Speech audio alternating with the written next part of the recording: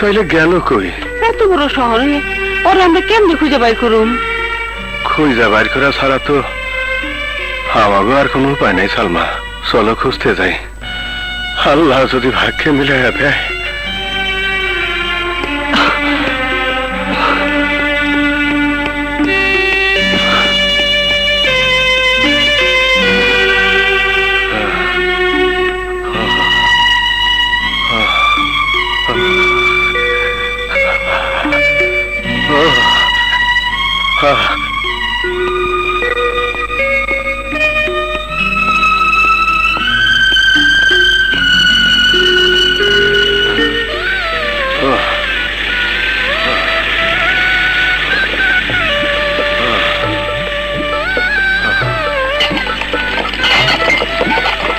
আসসালামু আলাইকুম।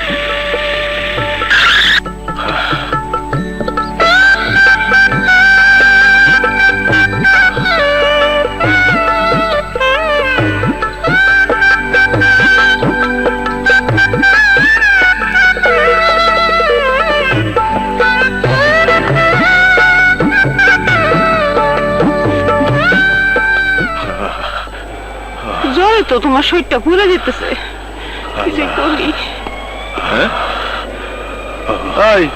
এত রাইতে তোমরা এখানে কি করো? অন্যদিকে যাও। কই যাবো? সাহেব দেখলে আমার উপরে চেতাচেতি করবো, তাড়াতাড়ি যাও। আমার শরীর অসুস্থ। আরে অসুস্থ হইলে হাসপাতালে যাইবা, এখানে বসে দেখে কি আমার চাকরি খাইবা? যাও না বাবা। সাহেব কি জবাব দিন? দেখো, উঠো, আস্তে আস্তে উঠো।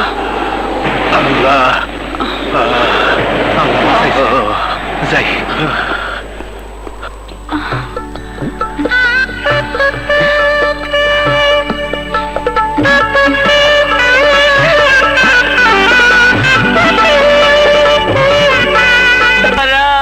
একটু সাহায্য করো বাবারা, এই মানুষটা দুদিন ধরে কোনো খাওয়া নাই, দাওয়া নাই। একটু সাহায্য করো বাবারা, আমার পোলার কোনো ঠিকানা খুঁজে পাইতেছি না, কোনো ঠিকানা খুঁজে পাইতেছি না বাবারা।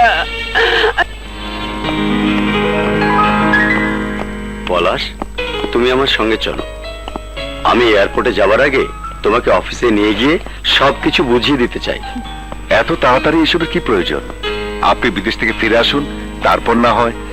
না না, আমার ফিরতে 1 মাস লেগে যাবে। এতদিন বিজনেস তোমাকেই সামলাতে হবে, পারবে না? আপনার দোয়া থাকলে আমি ঠিকই পারবো। Thank you. জি চলুন। চলো মিলি, আসি মা। নিজের শরীরের দিকে খেয়াল রেখো বাবা। আচ্ছা, আমার লক্ষ্মী মামুনি।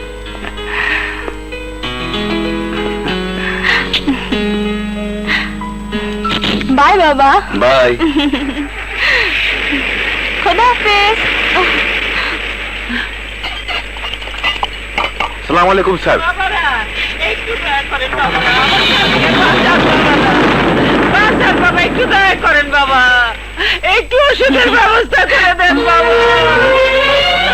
আমার স্বামীরে বাঁচান, আমার স্বামীরে বাঁচান, আমার স্বামীরে আপনারা বাঁচান। গায়ে ভীষণ জ্বর। কি হয়েছে ওনাদের? অসুস্থ হয়ে পড়া রয়েছে কাল রাত থেকে। ইস, জ্বরে তো গা পুড়ে যাচ্ছে। জাকি, তাড়াতাড়ি এসো, ওনাকে ভিতরে নিয়ে চলো। আপনারা ধরুন। আল্লাহ আপনার বাঁচায় রাখুক মা। হ্যালো ডাক্তার আঙ্কেল, আপনি এক্ষুনি আমাদের বাড়িতে চলে আসুন। হ্যাঁ নিন, ঘাবড়াবার কিছু নেই।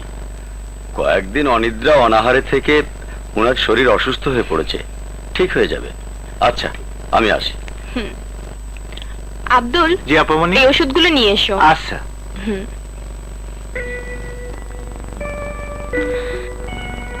তোমার এই ঋণ যে আমি কেমনে শোধ করুম মা? কি যে বলেন, মানুষই তো মানুষের কাজে আসে, কিন্তু আপনাদের অবস্থা হলো কি করে? আমরা গ্রাম থেকে ছেলের খুঁজে শহরে আইছি। শহরে আর কোনো আত্মীয় স্বজন নেই? না। তাহলে ছেলেকে যতদিন খুঁজে না পাবেন ততদিন আমার বাড়িতেই থাকুন। জি, তোমার এখানে? হ্যাঁ, আমাদের এত বড় বাড়ি, আপনারা দুজন এখানে থাকলে কোনো অসুবিধাই হবে না। একটা কথা কই, মনে কিছু করো না মা। বলুন। ছেলেরে না পাওয়া পর্যন্ত যদি আমরা তোমার এখানে থাকি, তাইলে আমি তোমার সংসারে খুঁটিনাটি সব কাম করতে না না, চাই। কাজের মানুষ তো আছেই। আছে তো, কি হইছে? তোমার উপকারের বদলে যদি এইটুক করতে পারি, আমার মনটা শান্তি পাইবো। বেশ তো, যদি আপনার ভালো লাগে তাহলে করবেন। আচ্ছা আপনি ওনার পাশে বসুন, আমি উপরে আছি। আচ্ছা। প্রয়োজন হলে ডাকবেন।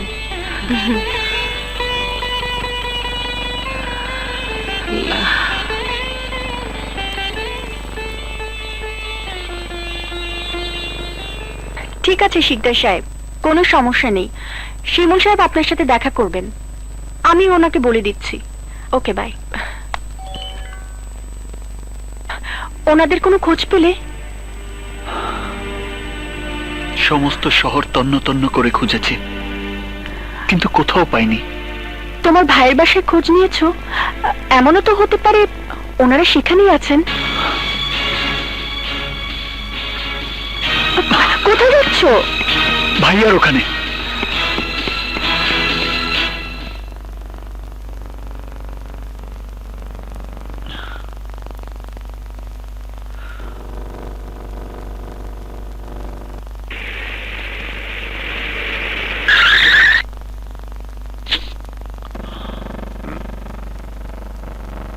তুই এখানে কি চাস?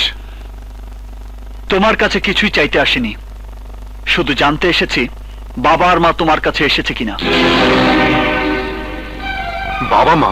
হ্যাঁ, তোমার জন্য বাবা যে টাকা নিয়েছিল, সেই দেনার দায়ে ওরা বাবা মাকে বাড়ি থেকে বের করে দিয়েছে। শুনেছি ওরা আমাদের খোঁজে শহরে এসেছে। আরে এই ঠিকানাই তো জানে না, আসবে কি করে? তোমার বাড়িতে আমার বাবা মা আসুক বা না আসুক, একটা কথা তোমাকে স্পষ্ট করে বলে যাই মিস্টার পলাশ, আমার বাবা মায়ের এই পরিণতির জন্য দায়ী তুমি। যদি আমার বাবা মায়ের কিছু হয়, তাহলে আমি তোমাকে...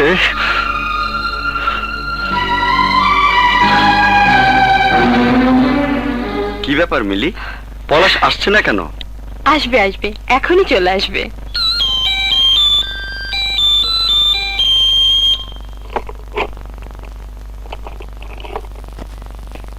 হাই দোস্ত।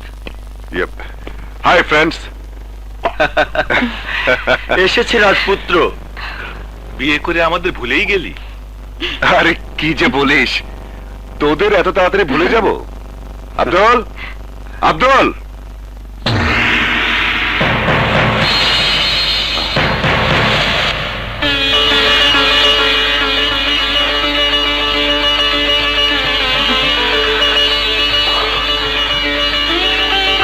মিলি, ওই মহিলাকে ড্রয়িং রুমে কি করে ঢুকলো? কথা বলছো? উনি একজন মা, অসুস্থ স্বামীকে নিয়ে ছেলের খোঁজে পথে পথে ঘুরছে, তাই ওনাদেরকে এখানে নিয়ে এসেছি। ছেলেকে পেলেই চলে যাবে। তাই বলে চেনা নেই জানা নেই বাড়িতে আশ্রয় দেবে? আরে কিছু টাকা দিয়ে বিদায় করে দিলে তো হতো।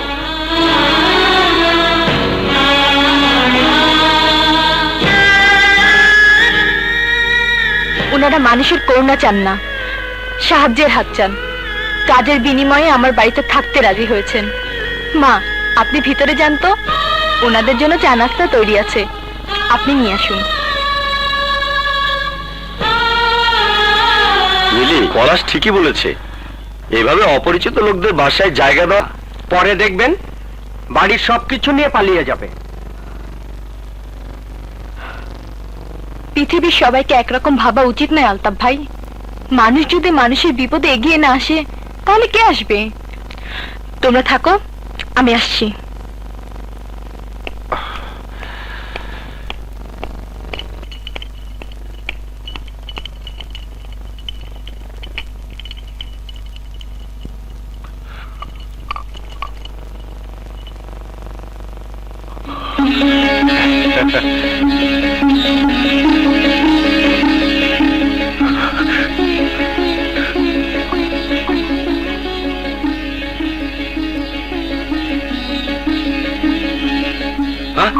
Oh shit!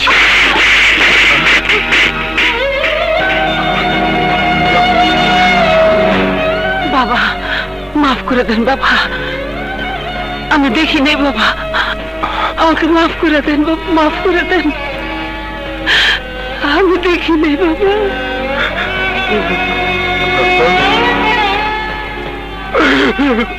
এইসব মহিলাদের বাসা থেকে ঘাট ধরে বের করে দেওয়া উচিত। হ্যাঁ হ্যাঁ, বাড়ি থেকে বের করে দেওয়া উচিত, তবে ওনাকে নয়, তোমাদের মতো মানুষদের এই সমাজ সংসার থেকে বের করে দেওয়া উচিত। মেয়ে, চুপ করো তুমি। তোমার বন্ধু আর যার গায়ে হাত তুলেছে তার তোমার মতো একটি ছেলে আছে, আর সেই ছেলে যদি আর এই দৃশ্য সচক্ষে দেখতো তাহলে তোমাদের হাত ভেঙে ফেলতো।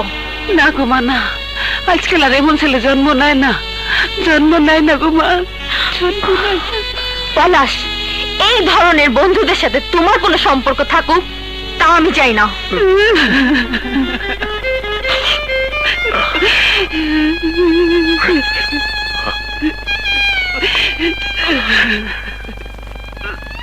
তুমি কাঁদতেছো সালমা?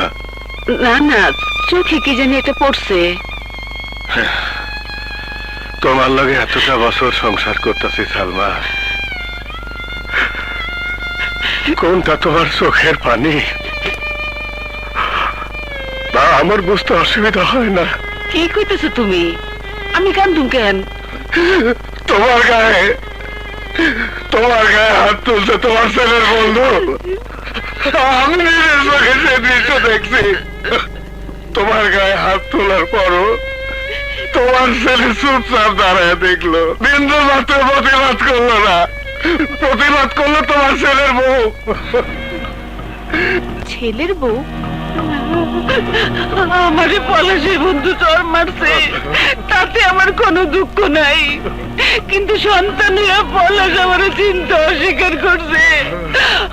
গো, এই কষ্ট আমি কি করে সহ্য করব? এই কষ্ট পাওয়ার আগে আমার মরণ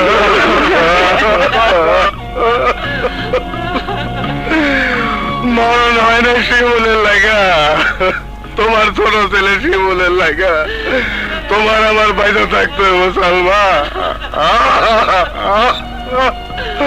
ওর কাছে যে পাপ করছি সেই পাপের প্রায়শ্চিত্ত না হওয়া পর্যন্ত আমাকে মরণ নাই সালমা।